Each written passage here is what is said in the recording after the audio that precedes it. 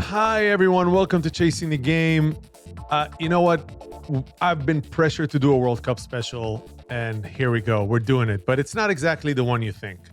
And this is not a regular soccer one where we bash the U.S. men's national team, or we're not going to talk about Spain too much, and we're not going to dissect anything.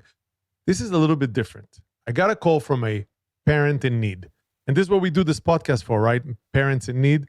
And this parent didn't ask for me to put their kid in some crazy camp or an academy. They said, look, I got a few tickets to go see the first soccer game of my life. And I'm taking my two daughters, a World Cup game. And guess what, Liron? I know nothing about soccer. Give me a crash course, not to embarrass myself in front of my teenage girls.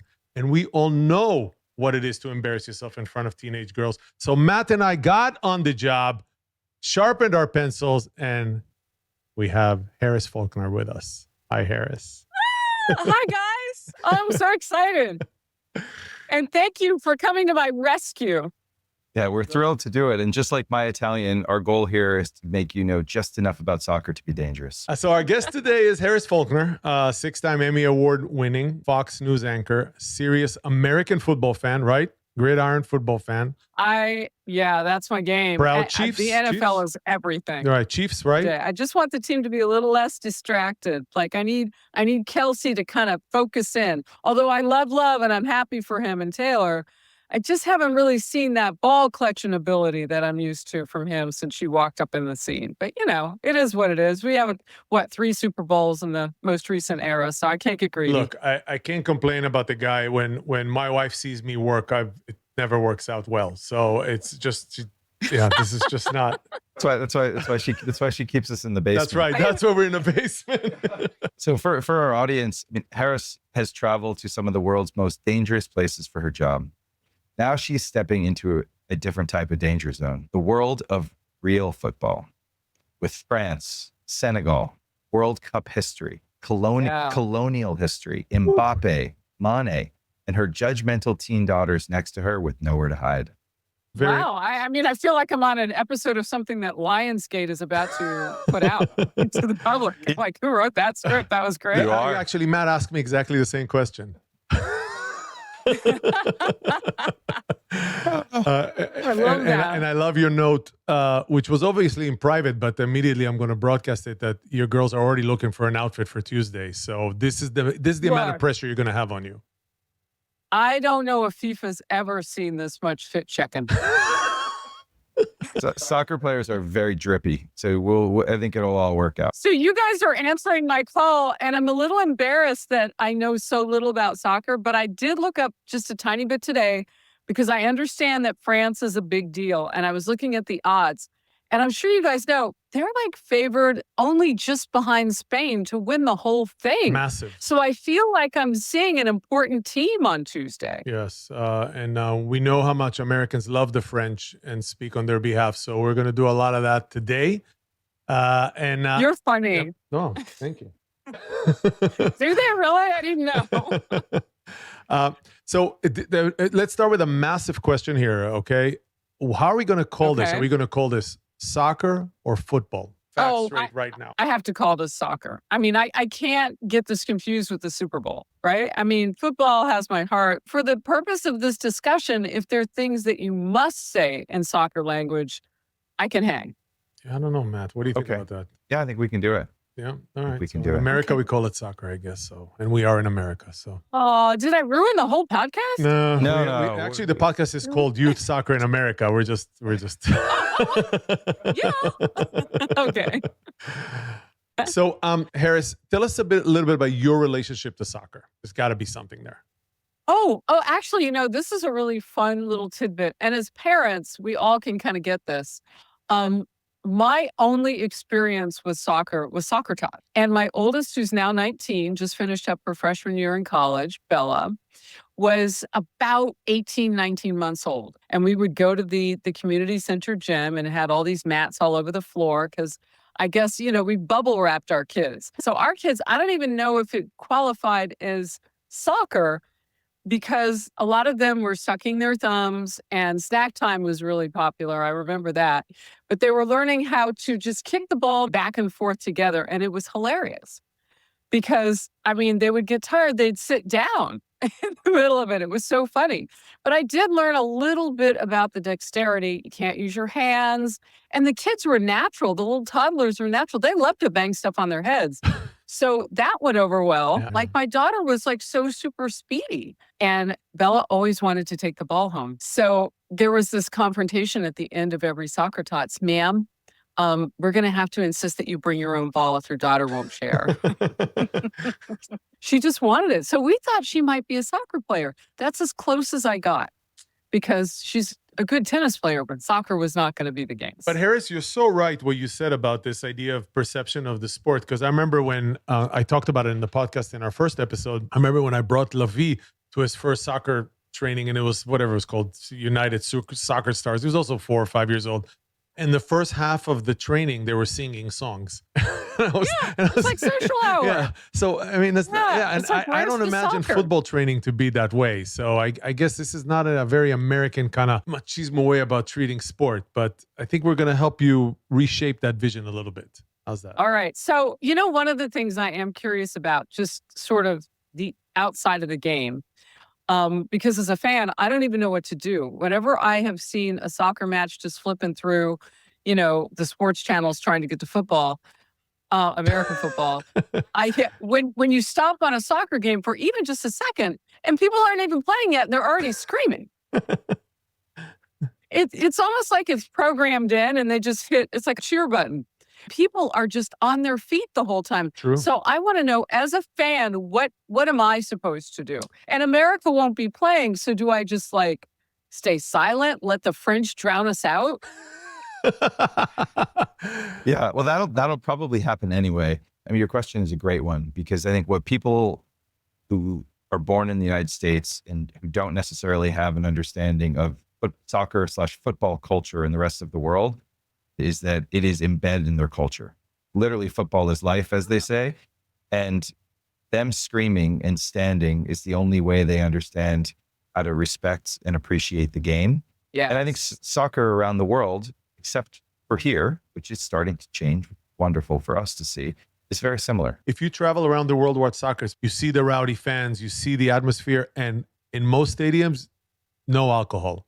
Get out. Soccer has no breaks, so you can have it at that 5-minute Right. break in the halftime, but all that passion is absolutely built in.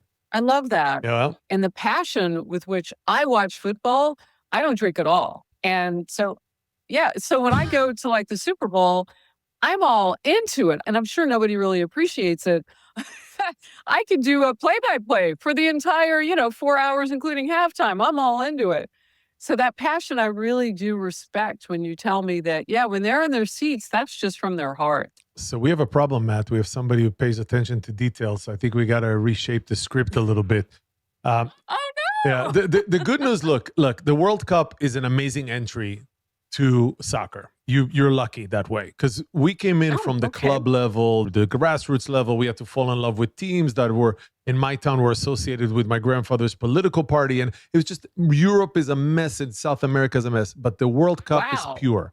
It's pure. It's politics and soccer? Every team that you would see outside of the United States is somehow involved or with historically a political party, or with some sort of factory. Let's say West Ham United was the team of the dock workers, or Arsenal, what they call the gunners, they worked in the armory. So these were teams made locally in the areas that would play each other, and are now 100 years later are these giant rivals. In Spain, Barcelona and Real Madrid are two opposite polar ends of the political spectrum. So the games that they used to play, those were political battles that eventually turn into these sports battles. So you're coming in, you don't have to know any of this. You only have to know two teams, Senegal and France. So that's what you're about to see. You're about to see two, I would say, soccer powers, right, Matt? I would say you have one superpower and you have one medium power. Oh, I'm excited now. Another little tidbit just for you. You know that thing you Americans have called the World Series, right? Where you host teams from the United States and from where are other countries, Canada, and what Puerto Rico maybe, where, that World Series you have, this is a real world competition. They think the Super Bowl, when they say they're world champions. That's right. Right. And so I know of the 104 games, I believe, a chunk of the world will see on U.S. soil the World Cup. Amazing. And that's a big deal Oh, to have huge. all of those countries coming here. Like, I'm excited about that. I grew up military brat, so we lived in Germany, and my father was stationed in different places, so I traveled quite a bit. And as a journalist, I've seen big chunks of the world too. And I have a great appreciation for people seeing us. I'm glad that people are going to come and play a sport that maybe we don't know as well as they do. I'd like to know. I'd like to know, what am I looking Absolutely. at? Really? You will, for sure. And you can be a mom for 1 minute and check the girls and make sure that they recognize the flags. They're going to see 2 flags. Make sure they know which flag is which. This is the really cool thing about the World Cup that even Americans who don't appreciate soccer, I think, understand.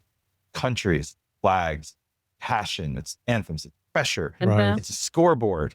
For 90 minutes, you get to treat another country like they've spent 4 years training specifically to ruin your afternoon. And this match is not random, right? France for Senegal, and Liron, because he's been spending so much time with Claude, is going to tell us about the World Cup history with the two. I want you to feel the drama when you're sitting there, okay? I like that. It's like election That's night. right. Senegal made their World Cup debut in 2002, which is very recent. France at the time, on that first World Cup, were defending world champions. Senegal met them and beat them 1-0. And this was a massive shock in the world of soccer. So besides all the political background and the history between the two countries, you're here to watch a historic game. That is going to make me look brilliant. Look at you guys. That's amazing. I mean, that's really fascinating. So it's a David and Goliath moment, and these two teams get together, and I love that. And Senegal was French West Africa. Oh, I'm excited. Okay, so what do I wear? I love asking two dads this question. Oh let me you both look at each other like, oh my gosh. Let me get Sarit on the phone here. I mean, is it okay for me to wear our colors? My girls aren't the only ones looking forward to a fit check. All right, the game. The game. Well, how does it start? Is there there's not a kickoff? There is a kickoff. Yeah. Oh, really? Just like American football? So you have 11 players on each side. You've got one goalie on each side, so 10 outfield players, they call them. And the referee will blow the whistle, and the clock begins to start. So. In soccer, the clock runs up, doesn't count down. So as you're sitting there looking at the clock, don't call the manager and say things are broken. It is not opposite land. The clock goes up towards 45 minutes on each half. Now, here's the kicker. We've all been frustrated with international clock timekeeping. The end of a soccer game is suggested only. And what does that mean? That means that at the end of the game, the referee can make a decision how much time they want to add to the game. So they will say, okay, let's say there were a few injuries and I decide to add. Wait a minute. The referee gets to lengthen the game? So here's what happens. What he means by that what is. What if he doesn't like one of the teams? I mean, is this even fair? So soccer players, much like NBA basketball players now, are fairly famous for their dives, meaning they're flopping precisely. Okay. So if there's a lot of flopping going on to the degree where they may be sitting on the field for 1 minute or 2 minutes, the referee never stops the actual clock. So therefore, he could decide that there's 5 minutes of added time on top of the 45. It could be 7 minutes, but nobody has the ability to argue with the referee and change it. So back to, does he like the team or not like the team? We don't know. Even after that extra time expires, the referee can continue that time until they see fit. But one thing they do, he will announce. So as 45 minutes expire, or if it's at the end of the game, 90 minutes, they will hold up a sign on the sideline that says 5 minutes or 4 minutes. It adds to the excitement of it. And if it's 0-0, which I'm sure most American fans will get incredibly frustrated, you could sit there for 2 hours and not see a team score. Maybe we shouldn't tell Harris that. We were going to skip that thing that it can be 0-0. No. like I said, I was a Chiefs fan this year, so Oh, that's the it was zero pretty comes painful. from. Yeah, yeah. I did watch some of the women's soccer Olympics, but I don't know if maybe they don't add as much time because I didn't notice that happening as much. I do know what a penalty kick is because it sounds like a good idea, like you're grounded, nope, you get a penalty kick. But I don't like the idea of just adding more time because that benefits one side over the other. I would imagine at least 50% of the time. So I will tell you that Americans have fought this tooth and nail. In college soccer, still the clock counts down. That's number one. They haven't given that tradition up. And the MLS, when it started in the United States, they were still counting down. And then FIFA said, if you want to get serious, no more. Count up. All right. So that was an important detail to tell me. Well, I just wanted to remind you, though the detail is even more important because, as Matt said, the clock doesn't stop. Means no bathroom breaks, no hot dog breaks, no popcorn breaks. What do you mean no bathroom break? No, that's not possible. Well, you let me know after Tuesday. The game goes on. It does not stop. How long do the games normally go? A minimum of 45 minutes per half. So an hour and a half, and potentially some cranky referee is going to add more time. But you can go to the bathroom during halftime. I mean, you can go to the bathroom during the match, but people will look at you like you're crazy because why would you get up when the match is happening? So in the U.S., we have to entertain fans. As we move away from the clock, there is one of the greatest rules of soccer. And this is, again, our warning to you. And don't say we didn't tell you. The only interesting thing that will happen during the game is when you get up to go to the bathroom.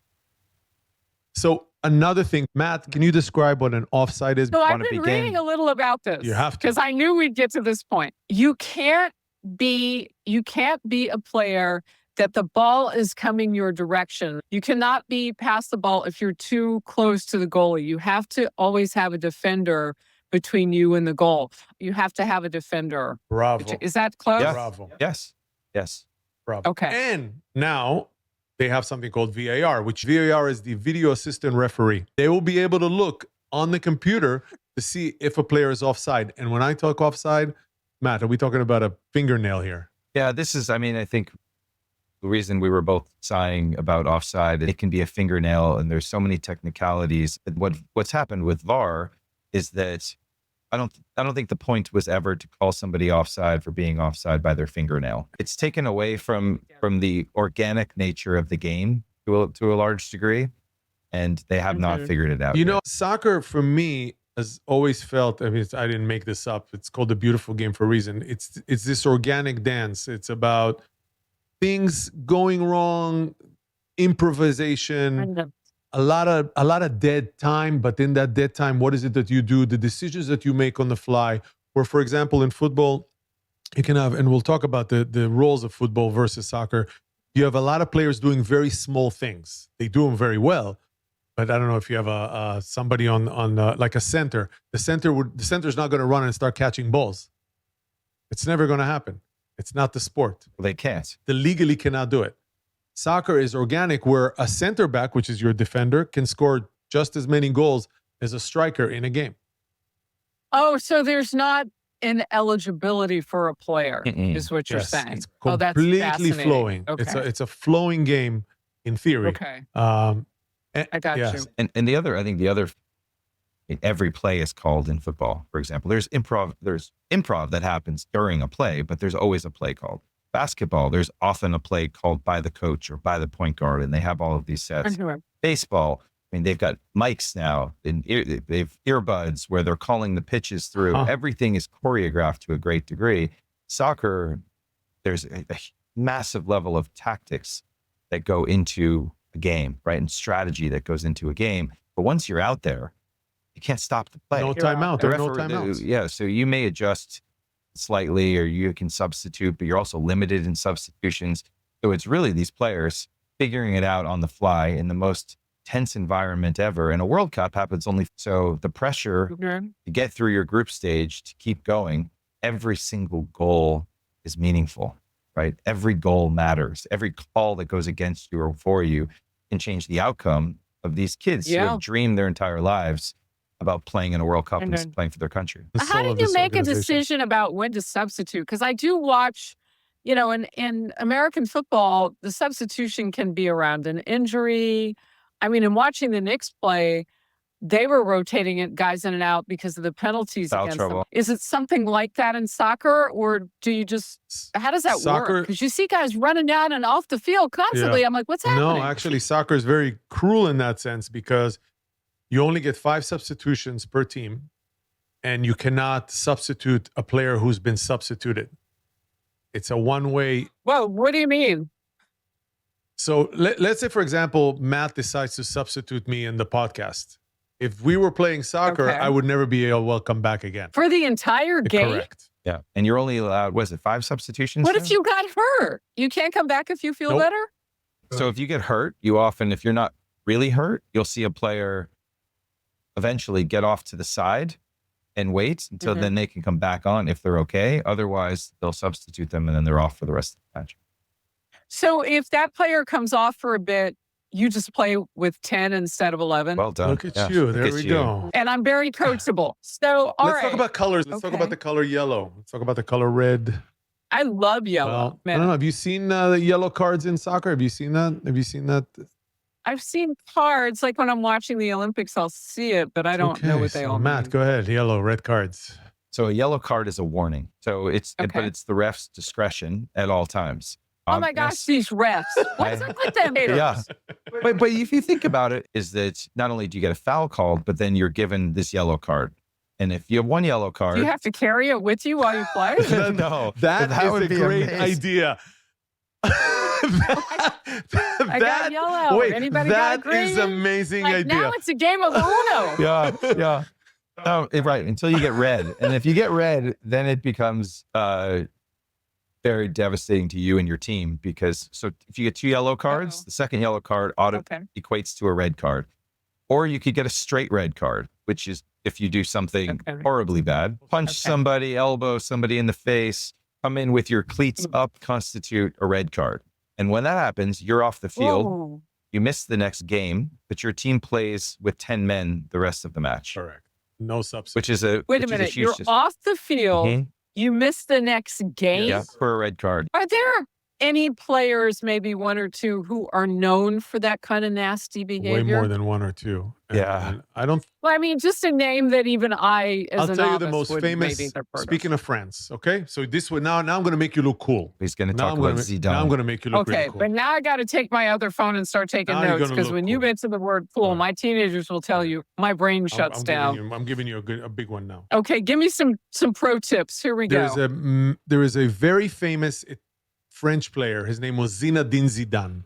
He's one of the greatest soccer players to ever play the game. There was a finals between Italy and France, a World Cup finals. And France was heavy favorite. They were killing everybody in the tournament, and everybody knew it was France's golden generation. One of the Italian defenders, he was cursing and chewing Zinedine Zidane's ear the whole game. In the 60th minute of this match, where France was in complete control, Zinedine Zidane turned around and headbutted this player in the chest. He broke. His spirit broke. He was ejected, and France lost that World Cup. It's the greatest red card and most dramatic in the history of football. But the French loved him so much, they remember that as a point of defiance, and there's a sculpture of him. It is a beloved moment in French culture. So they were willing to lose that game as a country and a culture to have a man stand for his honor. So that's soccer for you. If you know that, you don't need to know any other story about red cards and yellow cards. You're good to go. And wait till your daughters hear about that. But speaking of players, you should know 2 names.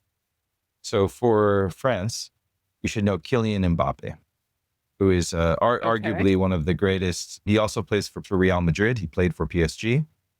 And he's arguably a top 5 in the world.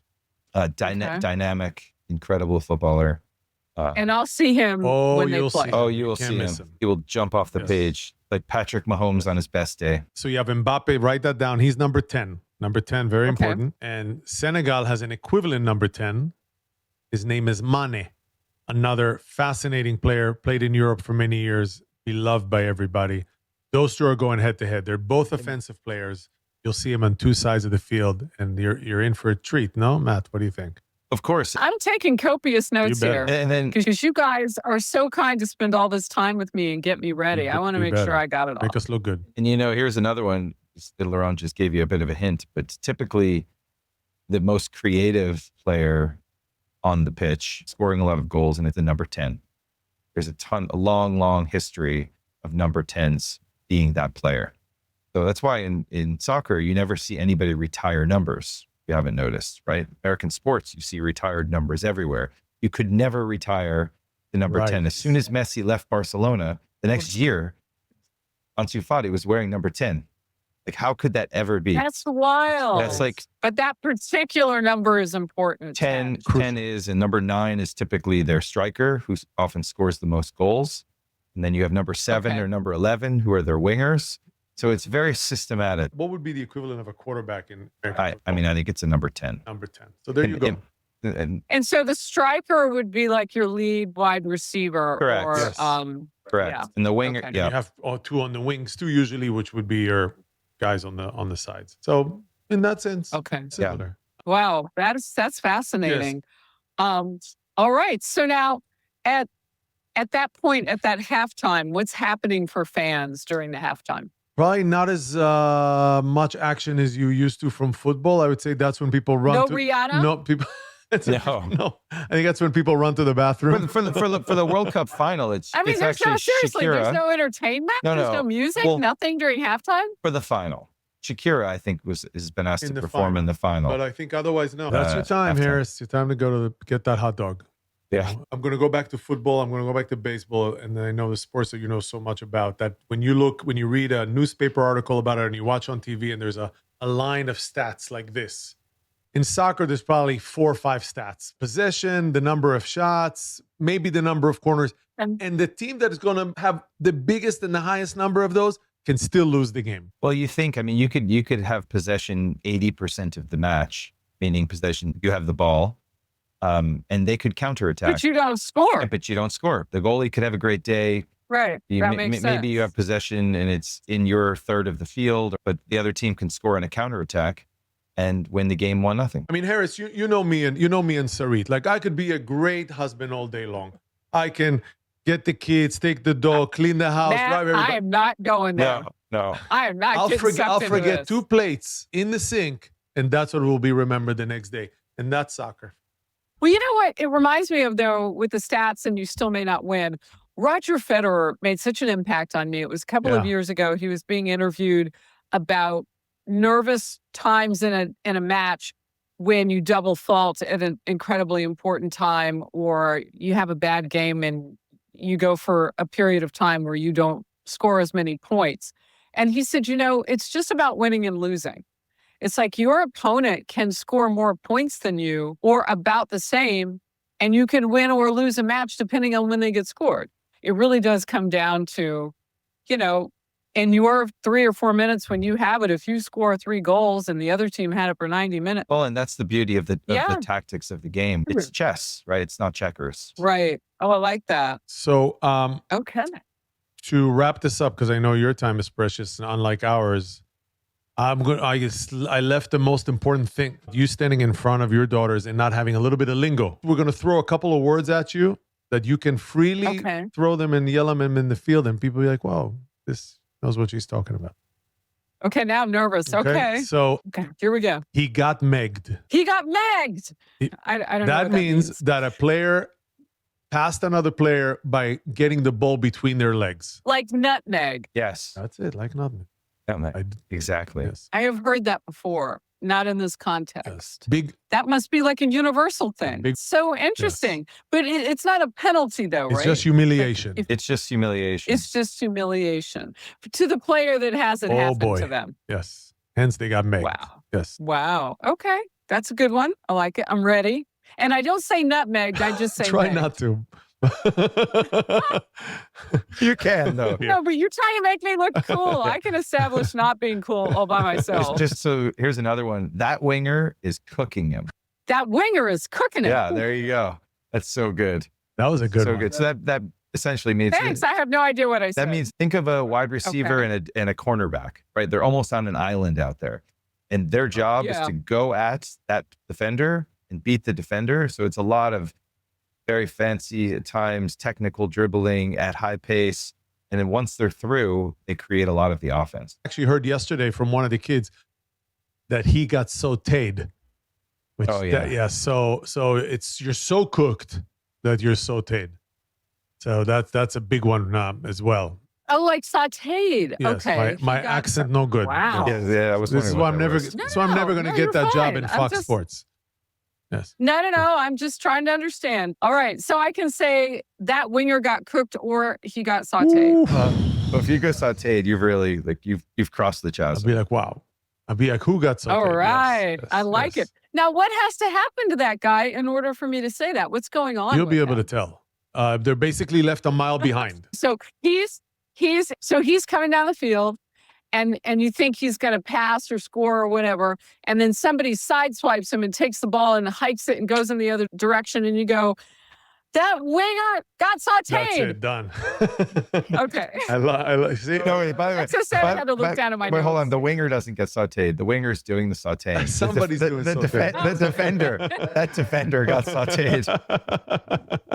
Now we're confusing right, wings like chicken wings and saute. Like, I don't know where we're going with this. Well, I mean, look, I'm hungry too. I'm just hungry. It's We've been 9:30 at night. Yeah, night. now I'll give you a couple things about the game, and this All right, you can always okay. look cool doing that. Game goes on, whatever, 0-0, whatever, and you go sit next to whoever you're going to be sitting. You go relax. Mane only needs one moment. I love That's all you that. need. And it only counts for Mané. Only Can counts it for count Mané. for No, for me- Mbappé too? Mbappe is a wind up.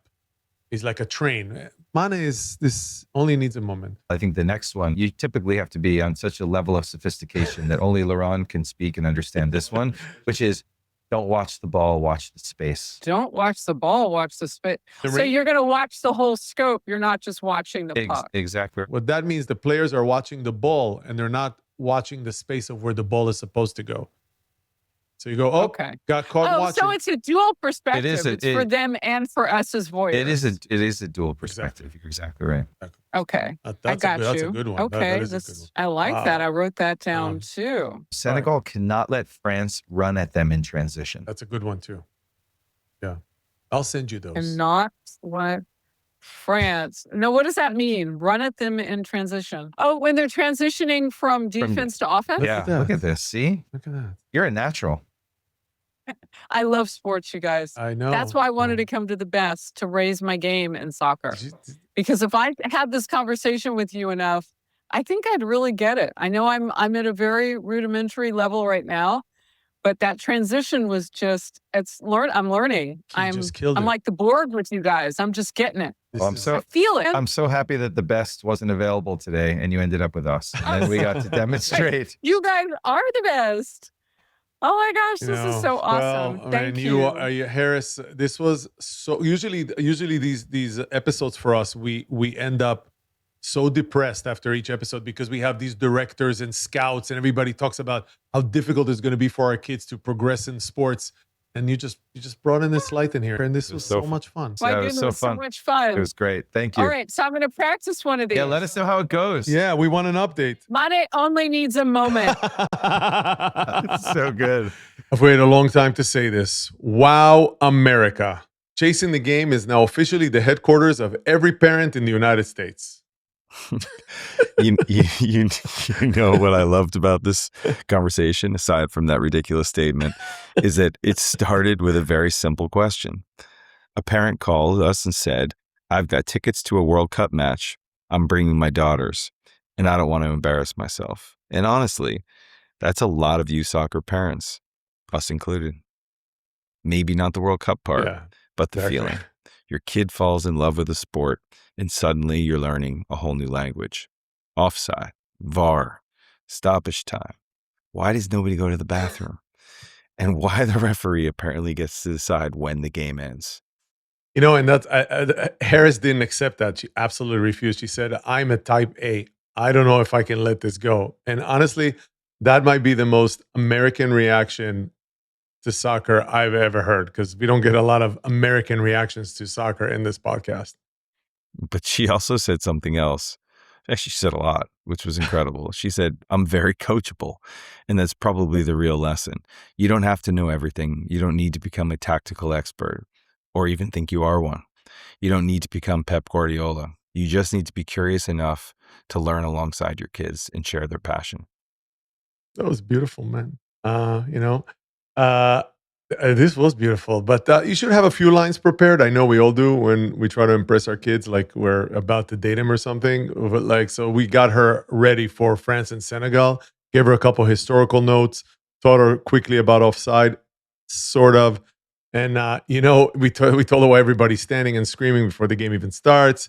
And where everything else fails, just turn to your daughters and say, look, girls, they're pressing really high. It'll work at least once, assuming they're pressing high. Yeah, we tried. All right. Harris, thank you for being such a good sport. From wondering whether FIFA has ever seen such fit checking to remind us that you don't need to know everything. You just need to be coachable. You officially survived. Chasing the Game, Soccer 101, trademark. And to everyone listening, if you got a friend, parent, spouse, or even grandparent who's still trying to figure out this game, send them this episode, because sometimes the best way into soccer isn't through an expert or professional. It just may be two dads. Yeah, I mean, and one is never enough. But I want to end on this a little emotional note. We're getting towards the end of the season. And obviously, as I always remind you, all of our episodes are absolutely timeless, as they should be. But this one is a time capsule one, right? World Cup, got a stamp date. And this is a special time for us as dads and as Americans and New Yorkers. Yeah, I mean, does it get better than this? The World Cup in New York, the U.S. men's national team, which we got to watch Friday night at our friend's incredible soccer football cantina in Greenpoint. What an experience that was. Socceria, which was phenomenal, followed by the New York Knicks winning their first NBA title in 53 years. For me personally, and getting to experience this with my son, memories that I'll have forever. And Liron, sitting with you at the soccer cantina, Socceria, was as good as it gets. Seeing me cheer for the United States, right? And, and one thing, because I don't eat meat, eating 6 bowls of guacamole. That was another world-breaking event. What a performance by the men's national team, the U.S. men's national team. Yeah, it was just wonderful, wonderful to see. Can't wait to see what happens next week with Australia. Yeah, and we'll keep everybody updated. So, but Matt, I don't want to end this episode, but I gotta. So this is Chasing the Game, hosting the World Cup from a basement in America. Ciao. Bye, Matt.